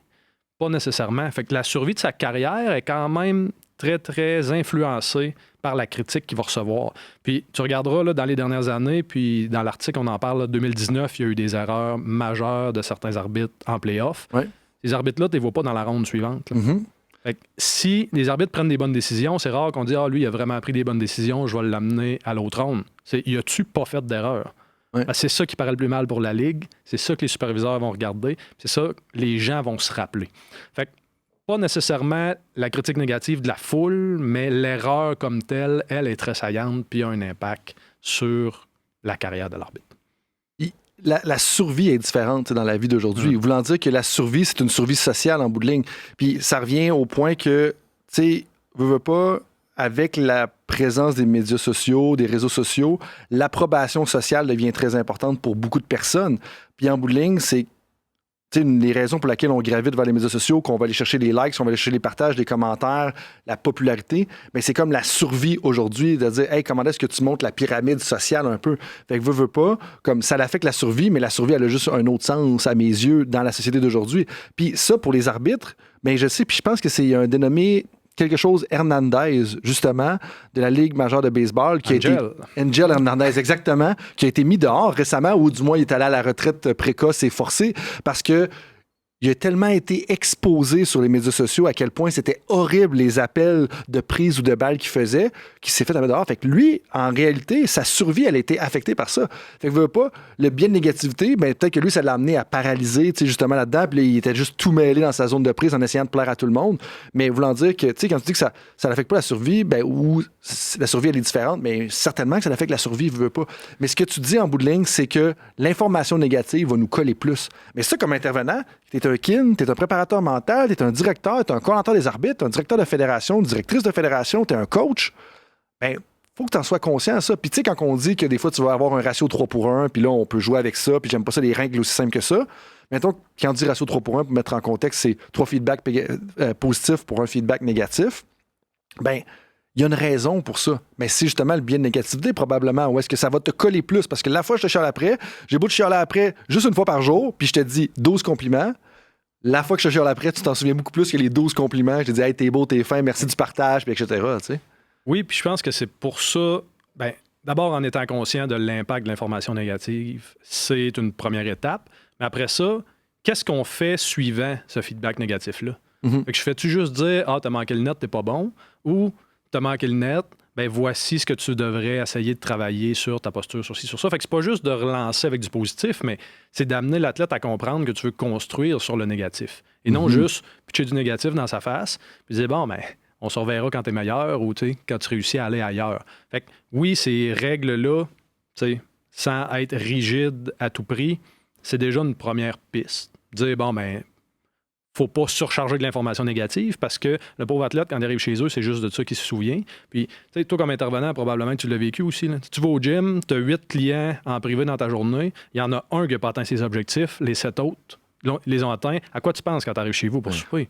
À celui qui n'a pas réussi. Puis là, tu te blâmes pour ça. Puis j'ai-tu fait tout ce qu'il fallait? Puis, tu sais, il y a le processus de dire c'est-tu de ma faute ou j'ai-tu tout fait ce que je pouvais? Puis qu'est-ce que je peux faire de plus? Sans me blâmer. Fait que, l'information négative est quand même essentielle et quand même utile. Ça dépend comment on l'utilise comme outil. Fait au-delà du ratio, une fois que j'ai l'information négative, que je l'ai transmise, comment j'outille mon athlète pour travailler sur cette faiblesse-là ou qualité à améliorer. Blablabla. Les défis, justement. Défis, merci. Mais... Puis, tu sais, l'importance de toujours associer ça à une solution ou une piste d'orientation, une piste d'amélioration. Moi, je pense que c'est très important de dire, OK, oui, par exemple, ton centre de gravité est trop haut. Donc, une des choses que tu dois faire, c'est de descendre ton centre de gravité. La façon dont tu peux descendre ton centre de gravité, oui, tu pourrais te pencher le corps par en avant, mais tu pourrais aussi juste fléchir tes genoux, descendre tes hanches, garder tes hanches au niveau, admettons, du sol, au niveau d'un banc, par exemple, au niveau d'un divan. Si tu as l'impression que tu serais sur le point de t'asseoir sur un divan, bien, comme ton niveau de centre de gravité est probablement adéquat pour jouer au hockey ou faire un plaqué au football, par exemple. Tu sais. Je pense que de ramener vers ça. Puis, je trouvais ça important, justement, de parler de l'arbitrage puis de ramener ça au biais parce que je pense que les biais... On doit être davantage conscient de nos biais pour prendre des bonnes décisions. Puis l'élément, quand tu parles des arbitres aussi, que je pense qu'il est sous-estimé, c'est la gestion des émotions. Parce que, tu sais, la façon dont on va être apte ou notre compétence à gérer nos émotions va avoir une influence sur l'impact continu de la décision initiale qu'on a prise et ou le fait de se faire crier après. Tu sais. Puis ça, je pense que c'est un défi. Puis je ne sais pas à quel point c'est présent dans la formation des arbitres, l'éducation des arbitres ou juste le discours général de dire « Hey, OK, comme il y a un commentaire qui m'a été fait, la façon dont le commentaire a été fait, c'était clairement tout croche, ça aurait pu être fait beaucoup mieux. Si je gère mon émotion du fait que soit je me sens humilié ou je suis fâché puis en colère que cette personne-là m'a écrit après, mais là, après ça, pouf, objectivement, qu'est-ce qu'il m'a dit? OK, parfait. Puis je sais que c'est pas facile à faire en 3 secondes. Moi, ça me prend du temps à gérer ces choses-là. Mais tu sais, ça, je pense que c'est important. Puis, tu sais, le biais de négativité, ça revient à ça aussi un petit peu, de dire, hey, le commentaire que je me fais donner une fois par jour, comment est-ce que je le gère au niveau émotionnel, tu sais, versus l'information qui m'a été donnée. Tu sais, dans un commentaire, tu as le ton, tu as la livraison, puis là, c'est toi qui es en psychologie. Mais tu sais, tu as l'information, puis le ton, puis la livraison, puis des fois, de dissocier les deux, comme c'est pas tout le temps facile nécessairement. Et ça, là, ça m'amène aux 2 derniers biais que je veux explorer avec toi avant de sauter dans les questions éclairs, comme le biais d'omission puis le biais de commission. En as-tu parlé puis je l'ai manqué ou c'est quoi la distinction entre les deux? On n'en a pas parlé encore. Okay. En fait, c'est que il y a des biais, puis avec les arbitres, c'est quand même un bel exemple, mais si tu laisses aller une pénalité qui avait lieu, c'est un biais d'omission. Fait que tu as manqué une pénalité. Biais de commission, c'est que tu vas caller une pénalité qui n'avait pas lieu d'avoir. Puis, on va être beaucoup plus mal jugé si on se commet. Parce que là, c'est collé à nous autres que c'est de notre faute. Puis, je vais te donner 2 exemples qui sont dans le livre Scorecasting 2011 de Moskowitz puis son collaborateur, j'oublie tout le temps son nom. Là. C'est un livre excellent pour vrai. Là, pour toutes les facettes cachées du jeu qui ont une influence sur les résultats des matchs, là, comment les matchs sont gagnés, puis blablabla. Puis beaucoup d'exemples de football, là, je te le recommande fortement. Mais eux autres faisaient 2 comparaisons d'un biais d'omission puis un biais de commission. Biais d'omission, le Super Bowl entre les Giants puis les Patriots, quand il y a eu la passe d'Eli Manning, qu'un gars a attrapé sur son casque. Oui, tout à fait. Bon.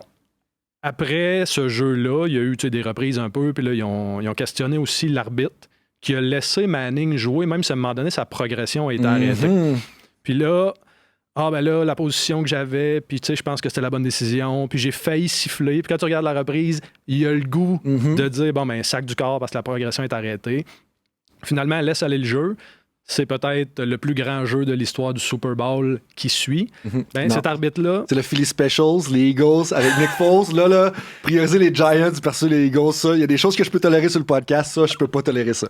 Mais vas-y, on parle de biais, je pense qu'on vient d'avoir un très beau non, ici. Je suis très objectif. Pas du tout, mais bon, c'est ton podcast, tu fais ce que tu veux. Exact. C'est ça. Ce jeu-là, suite à la partie, la note de l'arbitre, parce qu'il était noté par ses superviseurs, A+. Le gars a été félicité, il est invité sur des émissions de télé, il a été interviewé par Playboy. OK. Parce qu'il avait pris la bonne décision, puis tu sais, le football, à quel point c'est important aux États-Unis, mais il a pris la bonne décision de ne pas prendre de décision. Puis ça a été bien vu parce que là, il y a un jeu qui est sorti de là, puis tu sais, biais d'omission, ça marche. Biais de commission, US Open, demi-finale, entre Serena Williams puis Kim Clijsters, qui était, selon la foule, la finale. Puis Clijsters est en avance, sont au bris d'égalité. Si Serena est au service, si elle perd ce point-là, elle perd le match.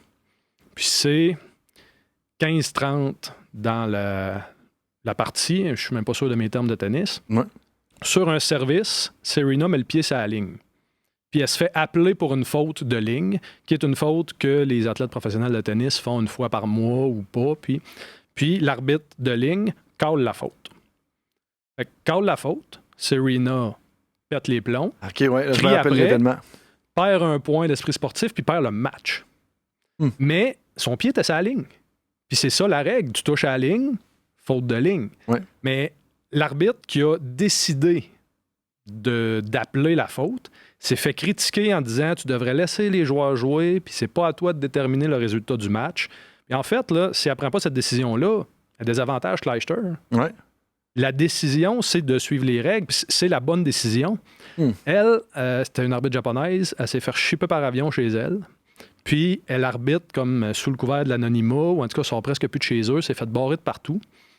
Parce qu'elle a aussi pris la bonne décision. Fait que tu as deux exemples. Un, que l'arbitre ne prend pas de décision, puis finalement, tu sais, c'était-tu la bonne, c'était pas la bonne. Ouais. Mais il a omis de prendre la décision, puis ça a été récompensé, versus quelqu'un qui prend la décision, puis que là, se fait critiquer. Puis les théories en arrière de ça viennent d'une belle étude sur la vaccination. Où est-ce que il y avait des parents qui étaient mis devant une situation, on leur demandait s'il y a un virus qui apparaît, tu as 10 chances sur 10 000 ou 10 chances sur 1000, puis les chiffres sont pas importants, mais mettons 10 sur 10 000 que ton enfant attrape le virus puis en meurt. Mais il y a un vaccin qui pourrait le protéger. Puis il y a 5 chances sur 10 000 que si tu donnes le vaccin, ben ton enfant en meurt. Fait que mathématiquement, tu dis, ben vaccine-les, il y a moins de chances de mourir. Ouais. La majorité des parents ne faisaient pas vacciner leur enfant. Intéressant. Parce que s'ils prennent la décision de vacciner, l'enfant meurt par leur faute. Alors que si tu prends pas de décision, ben là, c'est pas nécessairement juste de ta faute, puis il y a d'autres facteurs qui pourraient expliquer ce qui s'est passé. Puis au hockey, c'est un petit peu ça, là. Mettons que tu laisses aller une punition, ben, est-ce que ça aurait vraiment changé le match? Je le sais pas. T'en commets une, t'arrêtes le jeu, le spotlight est sur toi, c'est de ta faute. Ça me sidère, parce que l'arbitre qui a appelé la faute de ligne, il y avait une faute, là, de façon objective. Oui. Elle a mis le pied sur la ligne. Le règlement noir sur blanc, c'est tu mets le pied sur la ligne, c'est une faute.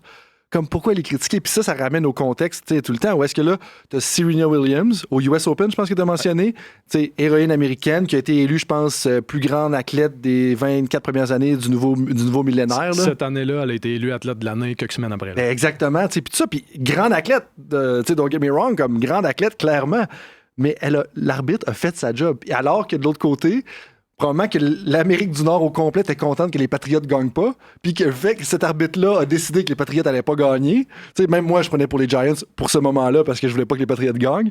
Mais l'Amérique au complet a récompensé cet arbitre-là. Fait que c'est fou comment est-ce qu'il y a plein de biais qui nous influencent, puis ça, moi, c'est une affaire que j'aimerais qu'on récompense davantage la prise de décision équitable. Puis je sais pas si équitable, c'est le bon mot, là, mais voulant dire que le livre des règlements, c'est ça. Tu as mis le pied sur la ligne, il y a une faute.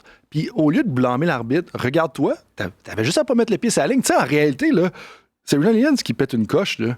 Je veux dire, c'est de sa faute. Tu sais, comme la réaction mature, c'est de dire non, j'ai été niaiseuse de mettre le pied sur la ligne, en fin de match, à un moment aussi important. Comme j'ai été fatigué puis j'ai pris une mauvaise décision. Mais c'est difficile pour les gens d'être imputables comme ça. Puis ça va à l'encontre de toutes les théories de leadership. Mais en même temps, elle est tellement glorifiée avec son historique. Puis tout ça, puis effectivement, c'est une très grande athlète. Tu parles d'équité, puis je dirais plus de l'impartialité. Justement, peu importe la situation, tu prends la décision qui doit être prise en fonction du livre des règlements. Puis comment être le plus juste possible, autre qu'en respectant les règles. Parce que si volontairement tu ne respectes pas la règle, mettons que volontairement tu dis Serena peut piler sa ligne, mais là tu n'es pas juste envers Clijsters. Ouais. Fait que le principe d'équité, de vouloir... Équité, je dirais que c'est plus d'essayer de vouloir donner les mêmes décisions à tout le monde. C'est peut-être un peu ce qu'on voit dans mon article avec le baseball. Ouais. Tu sais, j'ai été injuste, puis là je vais redevenir juste, j'essaie d'être équitable, mais c'est pas impartial.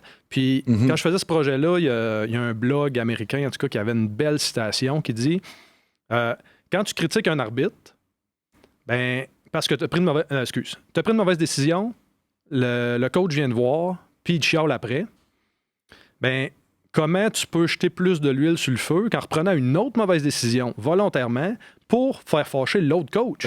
Il faut que tu élimines l'erreur. Tout le monde s'attend à ce qu'un arbitre fasse des erreurs de temps en temps.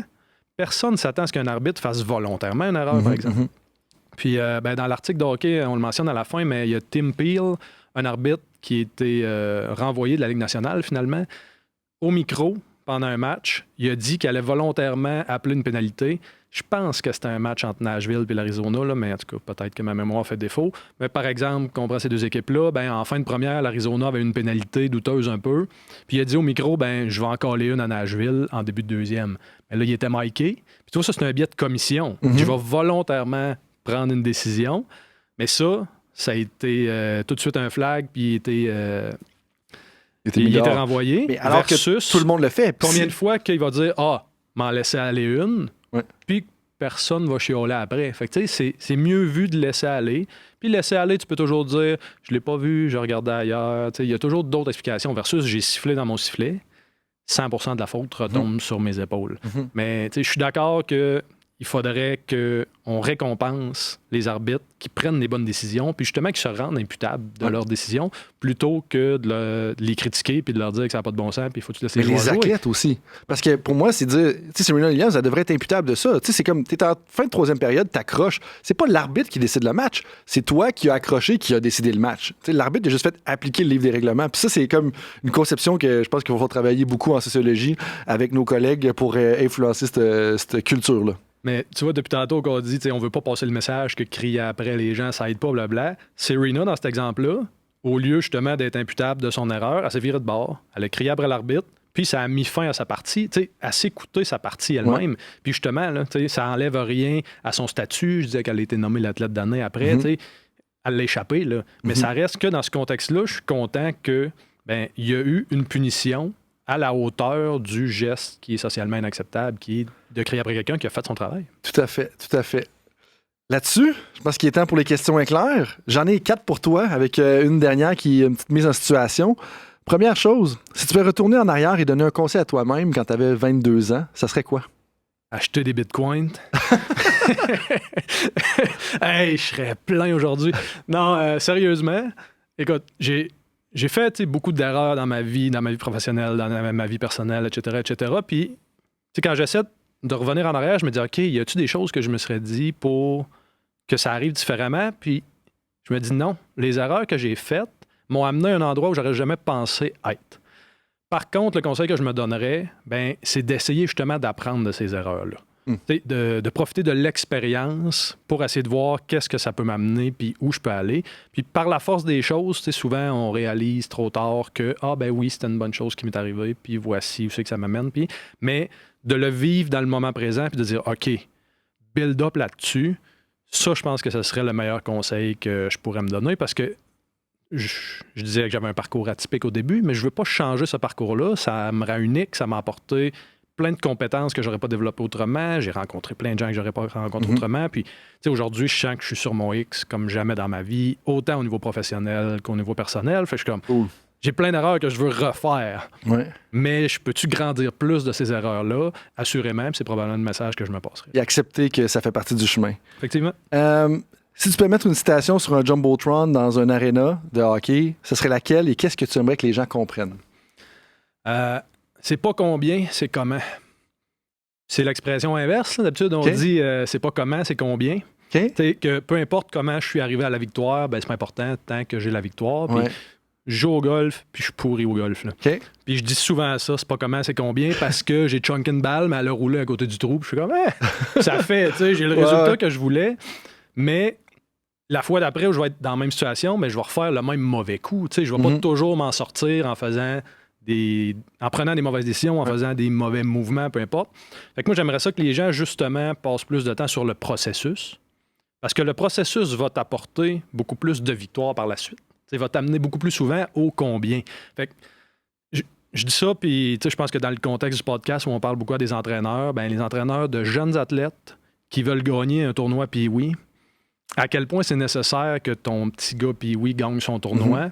Parce que quand il va être rendu un adolescent ou ben non, qu'il va être rendu un adulte, il n'aura peut-être pas passé par le chemin qui l'aurait amené au plus haut niveau ou à maximiser son propre potentiel. Là. Peu importe ce niveau-là, il est où. Fait que j'aimerais ça que le monde réalise que, regarde, là, la victoire trop tôt ou ben non, les résultats trop tôt, c'est pas un gage de succès à long terme. Puis que de passer par le chemin qui t'amène pas nécessairement à la victoire rapidement va t'amener beaucoup plus de victoires plus tard. Tout à fait. Fait que tu vas avoir beaucoup plus de combien. Tu passes par le comment. Ça me fait penser, avant de rentrer dans le local pour enregistrer le podcast, on a rencontré un de mes anciens athlètes, puis justement, comme on n'a pas nécessairement gagné, mais la relation, puis les apprentissages qu'il a fait, que moi j'ai fait en lui parlant, puis il y a bien des affaires qui sont pas publiques où est-ce qu'on a dû travailler ensemble, mais aujourd'hui, il est rendu entrepreneur, propriétaire de 2 entreprises, puis on n'aurait jamais dit ça, là, il y a 10 ans, puis ça, c'est... En tout cas, bref, ça me parle beaucoup ce que tu viens de dire, puis je pense que c'est un message à retenir. Ben, si tu y avais rentré dedans pour absolument gagner, puis que tu n'avais pas passé ce temps-là, ben il aurait gagné peut-être, c'est-tu collégial? Oui, collégial. Puis aujourd'hui, ça serait peut-être pas un meilleur être humain. Non, puis il exactement. aurait peut-être pas réussi dans la vie, puis il serait peut-être pas à l'endroit où il est probablement plus heureux qu'avec une bague de championnat. Tout à fait. À chaque fois que je le vois, je vois qu'il est heureux, puis il est direct sur son X aussi, un peu comme tu disais. Maintenant, dernière question. Le jeu Start Bench Cut. Parmi les 3 options que je vais te donner, choisis ce qui va être classé comme partant, sur le banc ou coupé. Puis là, je veux que tu choisisses en fonction de la vie que tu préférais, parce que j'essaie encore de figurer, est-ce que tu préférais le hockey, le baseball ou la WWE? Et donc, première option, fait que partant, sur le banc ou coupé, si tu avais à choisir entre les 3. Tu es un arrêt-court toute étoile au baseball majeur pendant 6 ans, puis tu as fait une carrière avec une blessure à la hanche. Tu es un arbitre pendant 15 ans dans la Ligue nationale de hockey, fin de carrière parce que tu es rendu à l'âge de prendre ta retraite, ou t'es un lutteur vedette de la WWE pendant 20 ans, puis t'as une fin de carrière parce que la foule est plus capable de te sentir, puis t'es rendu vraiment un heel, puis là, ils t'ont mis dehors parce qu'il n'y a plus rien à faire avec ton personnage.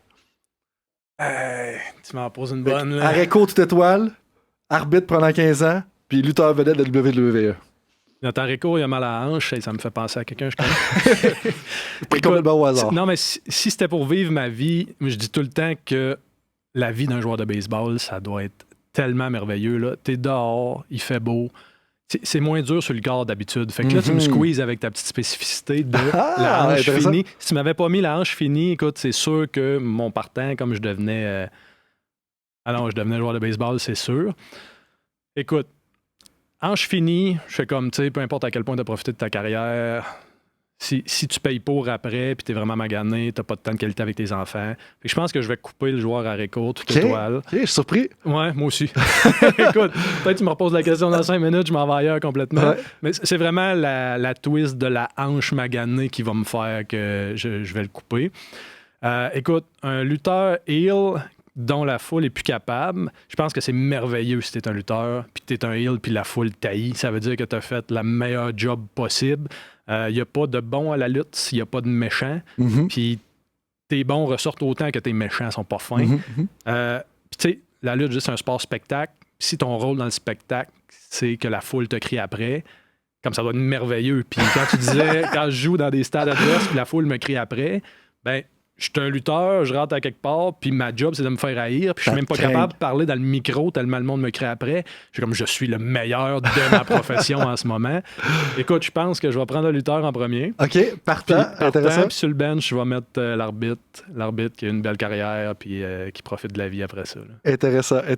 On te re-questionnera dans quelques années ou quelques mois si ton choix a changé. Ça se peut que ça change, oui, mais écoute, c'est ça la beauté du jeu, c'est qu'il n'y a pas de réponse facile. Tout à fait. Donc, comme à chaque fois, les questions éclairs, ça nous permet un peu d'apprendre à le connaître. Je pense qu'aussi, on a appris à le connaître à travers la longueur de la conversation et toutes les anecdotes puis tous les liens que tu as été capable de faire. Merci beaucoup, Joël, pour tous tes commentaires, toutes tes réponses, ta sagesse. Si les gens ont des questions, justement, par rapport à tout ce qu'on a discuté, comment est-ce qu'ils peuvent te rejoindre? S'ils peuvent te rejoindre? Oui, ils peuvent me rejoindre assurément par courriel, joel.guérette@commercialuqo.ca. Par la page du programme de kinésiologie, en fait, les coordonnées sont là aussi. C'est possible de nous rejoindre là. Je pense que sur le podcast, tu vas pouvoir mettre mon courriel pour le lien direct. Autant des questions par rapport à ce qu'on a discuté aujourd'hui, des questions par rapport au nouveau bac de kinésiologie qui ouvre à l'UQO à l'automne, des questions par rapport à la recherche ou des questions sur la WWE, puis ça va être quoi mon nom de lutteur quand je vais devenir le plus gros héros de l'histoire. Ça aurait été une meilleure question éclair, ça. Non, n'importe quelle question, ça me fait plaisir. Puis c'est le mandat qu'on s'est donné avec l'ouverture du programme, de rencontrer tout le monde, de passer du temps avec eux autres. Puis on a déjà reçu des commentaires que il y a beaucoup d'universités que tu reçois un courriel automatisé ou une réponse toute faite. Nous autres, on veut prendre le temps de discuter avec les gens, être là pour eux, puis ça va faire partie de la couleur de notre nouveau programme.